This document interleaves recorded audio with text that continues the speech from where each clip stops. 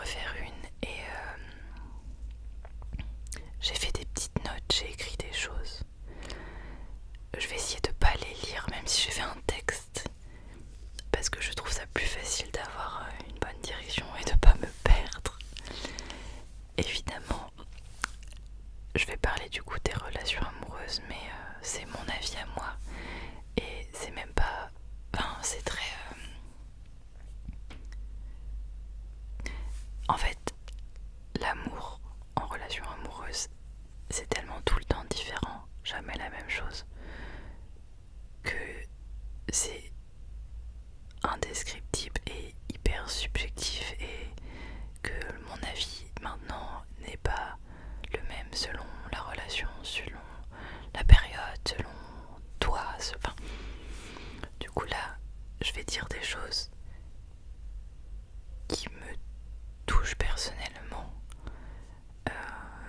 et je donne ma vision des choses.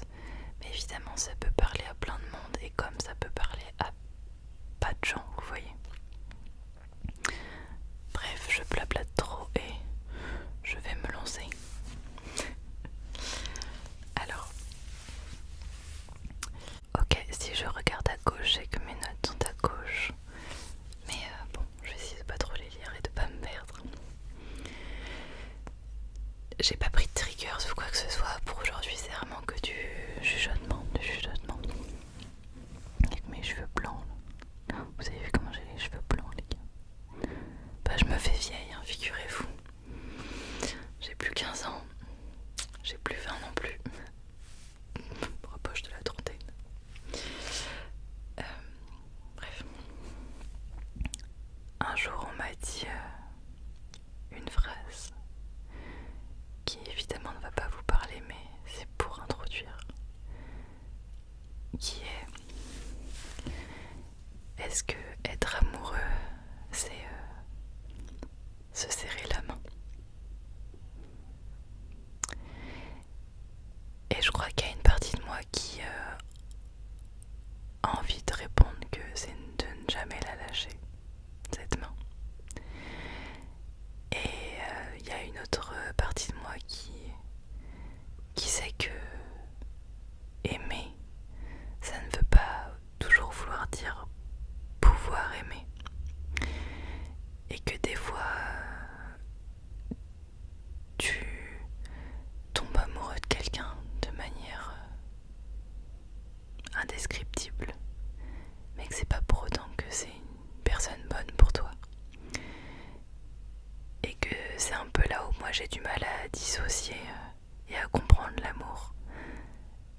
C'est difficile de faire la différence entre aimer et l'intensité de l'amour. Je sais pas si vous comprenez ce que je veux dire. Je suis le genre de personne qui préfère ressentir parce que j'ai absolument pas peur des conséquences par la suite. Je préfère vivre les choses pleinement, même si j'ai conscience, par contre j'ai conscience que ça va m'apporter peut-être du mal par la suite. Et je l'accepte, parce qu'au moins je l'aurais vécu, et que pour moi tout n'est que expérience, et je suis du genre à préférer vivre les choses et à vouloir les ressentir que de regretter de ne pas l'avoir vécu. Et j'ai jamais de regrets, jamais, parce que tout m'apporte sans arrêt. Donc je me lance sans arrêt, je n'écoute jamais ma raison. Et je pense que je suis une des rares personnes à réfléchir de cette manière, justement. Et que en face, c'est pas souvent le cas. Les gens ont tendance à, de plus en plus d'ailleurs, de nos jours, je trouve, à écouter sa raison et son écho. Et quand tu tombes face à quelqu'un comme ça en face, c'est dur parce que la raison, elle est au-dessus du cœur et je crois que c'est ce qu'il y a le plus difficile en amour. C'est quand il y a quelque quelque chose qui est profondément puissant, mais pas suffisamment pour vouloir y rester. Vous savez, ce genre de lien qui tu le ressens partout, genre tu sais qu'il pourrait exister, tu le sens, il est là, de manière indescriptible, tu peux pas, c'est là, genre c'est au-delà de tout, au-delà des mots, au-delà de la raison, c'est... Pardon, je vous tape. Mais ça prend jamais forme, concrètement, c'est toujours là, mais de manière très illusoire finalement, et de manière réelle. C'est pas là, et du coup, d'un point de vue extérieur, c'est nul, c'est problématique, c'est toxique peut-être, c'est tout ce que vous voulez, mais de point de vue interne, genre toi, dans ce que tu vis, dans ce que tu ressens, c'est genre, c'est là, mais c'est pas là. Est-ce qu'il y en a qui connaissent ça? Et je souhaite sincèrement que ça vous arrive un jour, parce que je crois qu'il y a des gens qui passent toute une vie à vouloir chercher à ressentir ça, et quand ça te tombe dessus, alors c'est quelque chose, hein. Faut être prêt. On n'y est jamais prêt, mais c'est très cool et très dur, mais c'est cool. Bref, là je m'épargne, vous voyez. Et du coup c'est le genre de relation avec des si, avec des on aurait pu, et c'est ça qui est le plus dur dans ces relations, c'est quelque chose qui meurt jamais vraiment, vous voyez.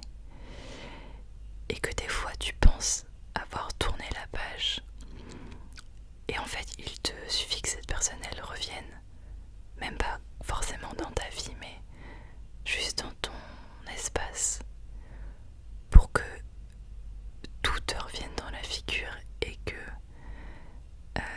tout se rallume comme avant. Et t'as aussi ce truc de frustration de punaise, mais je pensais avoir fait un pas en avant, avoir repris soin de moi, avoir m'être retrouvée, etc.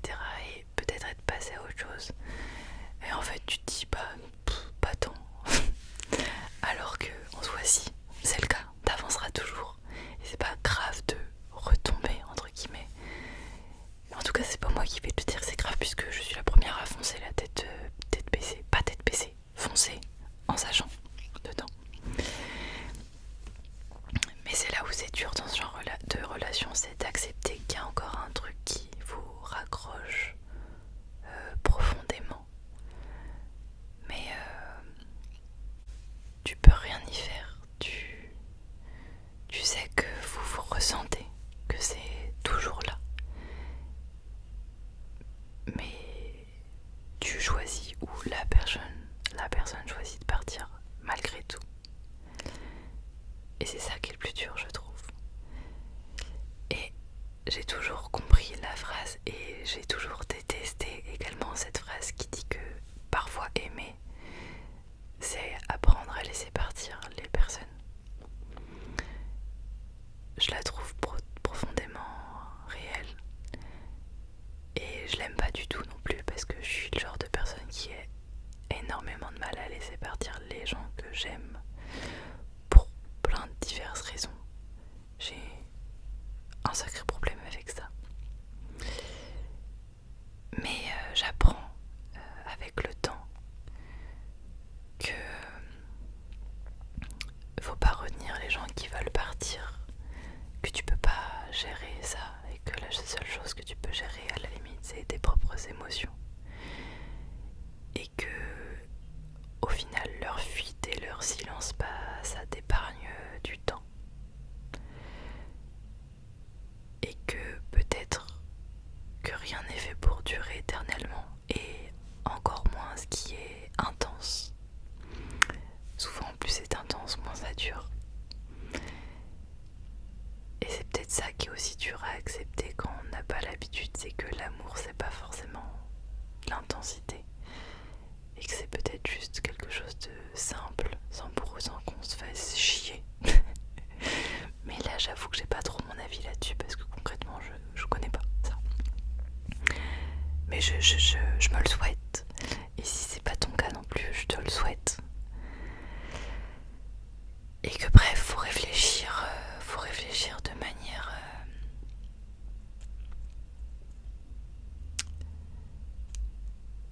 pourquoi est-ce que tu veux rester et retenir des personnes qui te font te sentir trop à force d'avoir peur de ne pas être assez, justement.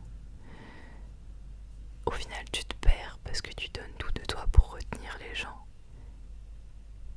alors que ils ont juste pas la maturité émotionnelle que tu mérites, et il faut que tu te dises que t'es pas trop et c'est eux qui sont pas assez pour toi,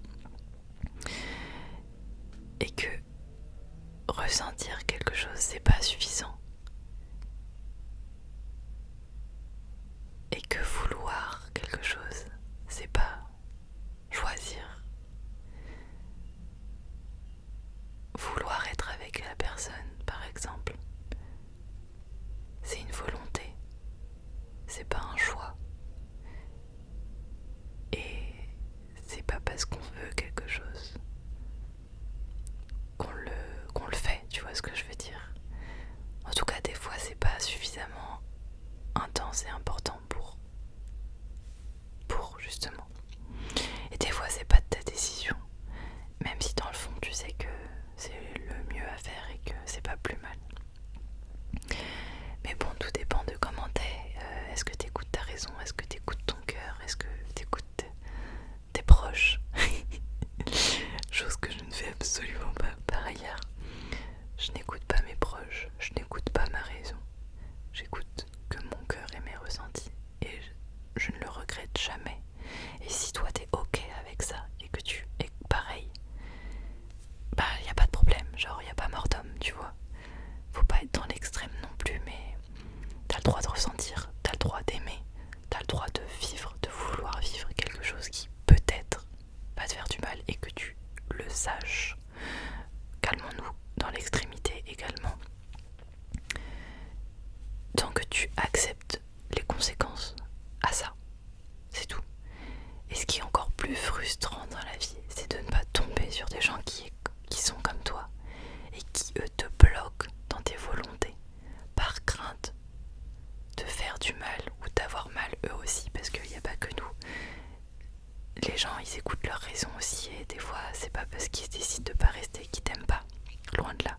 Et c'est ça qui est hyper douloureux, c'est de savoir justement que quelqu'un peut t'aimer, mais ne veut pas t'avoir dans sa vie. Ça fait un peu mal. Et il te freine dans toi tes volontés, alors que t'as pas à prendre les décisions pour moi-même. Vous voyez, les gens n'ont pas à vouloir prendre des décisions pour vous-même aussi. Si vous savez ce que vous voulez, c'est encore plus frustrant qu'on dise oui mais non, faudrait pas. Je sais ce qui est bon pour moi, ce qui n'est pas bon pour moi, je n'ai pas besoin de ton avis et de ton approbation. Mais nous sommes deux, donc globalement, j'ai pas le choix. Donc là, je parle globalement de ce genre de relation amoureuse qui est, je pense, le plus dur finalement. Je sais pas si c'est le plus dur. Je pense que il y a plein de choses difficiles. Mais je voulais parler de ça et savoir si t'es dans le même panier, si ça te parle, etc. N'hésite pas.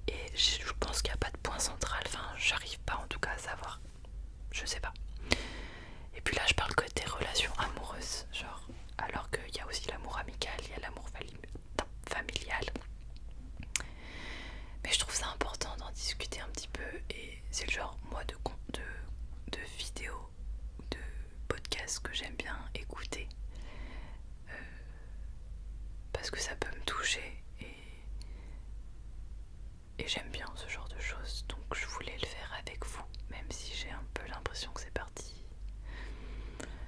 Je sais pas, je trouve que c'est un peu difficile d'en discuter aussi. Mais je verrai bien selon ce que vous en pensez. N'hésitez pas à me donner un retour, à me dire comment vous voyez les choses aussi, et